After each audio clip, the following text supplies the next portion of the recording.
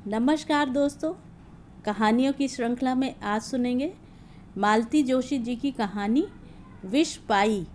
लेकिन उससे पहले मेरा आपसे विनम्र अनुरोध है कि अगर मेरे द्वारा सुनाई हुई कहानियाँ आपको अच्छी लगती हैं तो मेरे चैनल को सब्सक्राइब ज़रूर करें, लाइक करें और अपने दोस्तों और परिचितों में शेयर भी करें।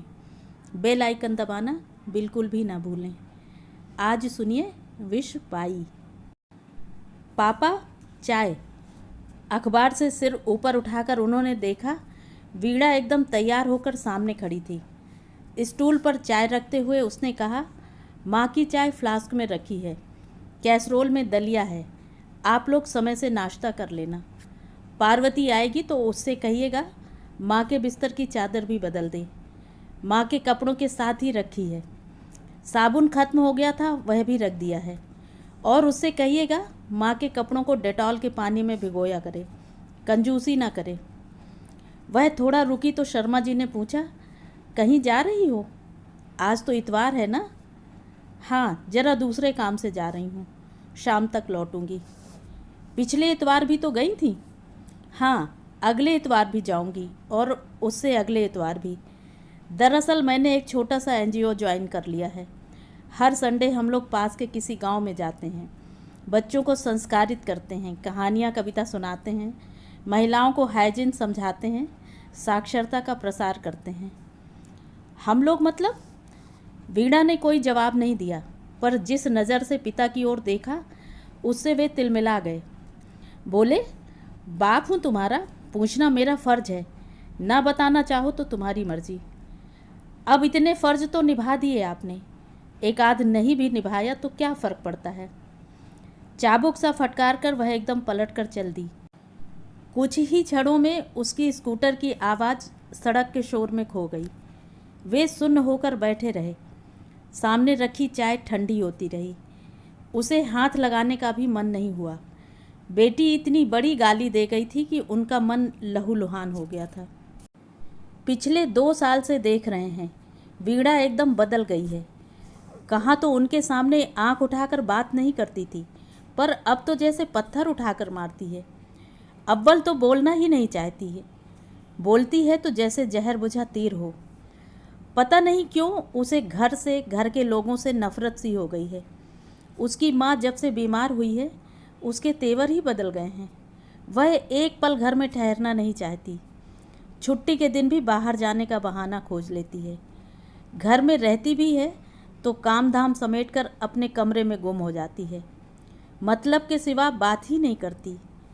करती है तो उसकी ज़बान पर कांटे उगाते हैं और उसके ये व्यंग बाण झेलने के लिए वे अभिशप्त हैं।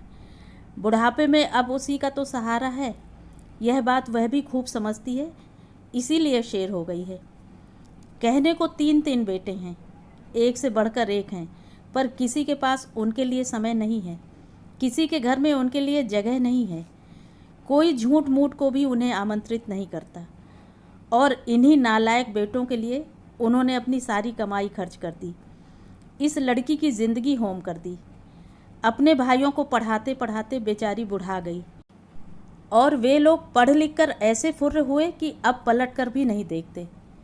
पेंशन है पर कितनी सी, वह तो दवाइयों के लिए ही पूरी नहीं पड़ती। और इस उम्र में सिर्फ पैसों से बात नहीं बनती, किसी का सहारा भी तो चाहिए। सच, वीणा ना होती तो उनका क्या होता, यह सोचते हुए भी डर लगता है। पिछले 2 साल से पत्नी एकदम खटिया से लग गई हैं। तब से तो वह बिल्कुल असहाय से हो गए हैं। इतना इलाज हो रहा है पर बीमारी न पकड़ाई आ रही है न ठीक ही हो रही है। कहीं बड़ी जगह दिखाने का मन है पर कहाँ। बड़ा दिल्ली में है पर उसकी बहू से पत्नी की किसी भी दिन नहीं बनी। बीच वाला अमेरिका में है, वहाँ जाने का तो सवाल ही नहीं उठता। ना वह कभी कहता है। छोटा बम्बई में है, उसकी बहू भी सुशील है पर वह ईसाई है। पत्नी तो उसके हाथ का पानी भी नहीं पीती। घर पर जाकर ठहरना तो बड़ी बात है। ज़िंदगी में एक ही अक्लमंदी की कि यह मकान बना लिया। कम से कम बुढ़ापे में सिर पर छत तो है। और ज़िंदगी में सबसे बड़ी बेवकूफ़ी की कि बिटिया की समय से शादी नहीं की। पहले मजबूरी थी, बाद में अपना स्वार्थ आड़े आ गया। अगर उसकी शादी हो गई होती तो बेमन से ही सही बच्चे कुछ तो कर्तव्य निभाते। अब तो बहन के भरोसे दोनों प्राणियों को छोड़कर तीनों निश्चिंत हो गए हैं। पत्नी के जागने की आहट मिली तो उनके विचारों की श्रृंखला टूटी। वह उसे सहारा देकर बाथरूम तक ले गए, हाथ मुंह धुलवाया और वापस बिस्तर पर लाकर बिठा दिया। वह फ्लास्क से चाय ढालने लगे तो पत्नी ने मुंह बिचका दिया। आज तो इतवार है ना, आज तो ताज़ा चाय देती। तुम्हारी बेटी घर पर नहीं है। कहाँ गई है? पता नहीं, शाम तक आने को कह गई है। पत्नी ने मजबूरी में 2-3 घूंट भरे और गिलास परे सरका दिया। पार्वती आएगी तो ताज़े दूध की अच्छी चाय बनवा दूंगा। अब इस उम्र में मैं पार्वती के हाथ की चाय पीऊँगी? किस फेर में पड़ी हो भगवान, यह आपद धर्म है तो तुम ही बनवा के पी लेना। बुढ़ापे में मेरा धर्म मत बिगाड़ो। मुझे तो उसके हाथ से नहाते हुए भी घिन आती है, पर क्या करूं, मजबूरी है। बोलते बोलते पत्नी हाँफ गई। उन्होंने उसे चुप रहने का संकेत किया और धीरे से बिस्तर पर लिटा दिया। 9 बजे पार्वती आई तो उसे सारे निर्देश देकर वह बरामदे में आकर बैठ गए। अब 1 घंटे भर के लिए वह पत्नी की ओर से निश्चिंत हो सकते थे। वह सुबह का छूटा हुआ अखबार फिर से पढ़ने की कोशिश कर रहे थे कि उन्हें गेट के पास सुशीला का लड़का नज़र आया। क्यों रे अशोक, कैसे आया? अम्मा आज नहीं आएंगी, पड़ोस में गमी हो गई है। अपना माथा ठोकते हुए उन्होंने मन ही मन मरने वाले को कोसा। उनका मन तो हुआ कि पार्वती से 4 रोटियां डलवा लें, पर डर गए कि कहीं पत्नी को पता चल गया तो इस औरत के सामने ही तूफान मचा देगी, और कहीं पार्वती बिदक गई तो घोर कष्टों का सामना करना पड़ेगा। उन्होंने फिर उसी लड़के को भीतर बुलाया। उसके हाथ में एक फ्लास्क और 10-10 के 3 नोट पकड़ाते हुए कहा, 1 चाय, 1 ब्रेड और 2 समोसे, फटाफट ला दे। बच्चे ने ना नुकुर नहीं की, जानता था ये बेगार नहीं है, 1-2 रुपए सेवा शुल्क मिल ही जाएगा। समोसे उन्होंने तुरंत ही चाय के साथ खा लिए। भूख भी लगी थी और आजकल उन्हें पत्नी के सामने कुछ भी खाते संकोच ही होता है। बीमारी के कारण इस तरह की चीज़ें उसके लिए वर्जित ही हो गई हैं। पार्वती के जाने के बाद उन्होंने दोनों का नाश्ता लगाया। दलिया एकदम फीका था। अचार की फाँक के साथ ही वे उसे गले से उतार सके। पत्नी के सीने में रात दिन जलन होती रहती है। मुंह छालों से भर गया है। मिर्च तो क्या, नमक तक उसे बर्दाश्त नहीं होता। उन्हें वही फीका बेस्वाद दलिया निगलते देख पत्नी ने कहा, उससे इतना भी नहीं हुआ कि तुम्हारे लिए कुछ अलग से बना देती? उसके पास समय कहाँ है, इतना बना दिया यही बहुत है। हर इतवार आखिर वह जाती कहाँ है? आजकल बोलते हुए पत्नी हाँफने लगी थी, स्वर भी कांपने लगा है। किसी दिन पूछो तो? मुझ में इतनी हिम्मत नहीं है, किसी दिन तुम ही पूछ लेना। हिम्मत क्यों नहीं है? बाप हो उसके।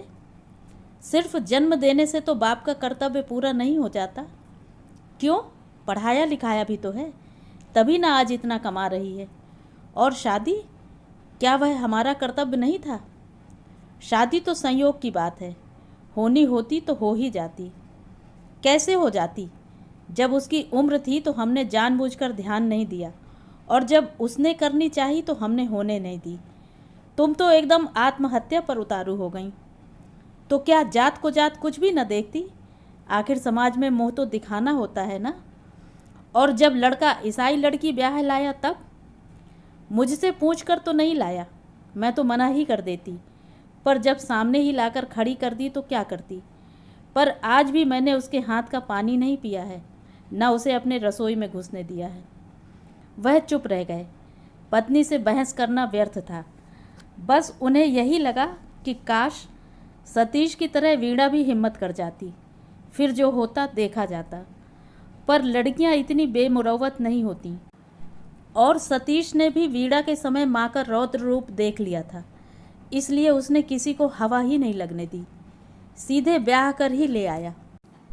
दोपहर को उन्होंने दूध ब्रेड पत्नी के सामने रखते हुए कहा, आज सुशीला नहीं आई, आज इसी पर गुजारा करना होगा। तुम क्या खाओगे? यही दूध ब्रेड। साथ में थोड़ा नमकीन ले लूँगा। पत्नी के आंसू निकल आए। भगवान मुझे मौत भी नहीं देता। उससे क्या होगा? मेरी वजह से तुम यहाँ पड़े हो, नहीं तो आराम से छोटे के पास चले जाते। तुम ही तो कह रहे थे कि लीना बहुत ही सुशील और शालीन है। वह चुप रह गए। छोटी को देखा ही कितना है, 2 दिन के लिए तो कोई भी सौजन्यता बरत सकता है। फिर लीना जानती है कि सास ससुर तो उसके साथ कभी आने से रहे, तो वह बुराई क्यों मोल ले। इसीलिए जब भी मिलती है बड़े विनम्र भाव से मिलती है। असलियत का पता तो तब चलेगा जब कभी साथ जाकर रहना पड़ेगा। शाम को वीणा जब लौटी तो वह बाहर पेड़ों में पानी दे रहे थे। जैसे ही उसका स्कूटर रुका, उन्होंने गेट खोलते हुए कहा, आज सुशीला नहीं आई।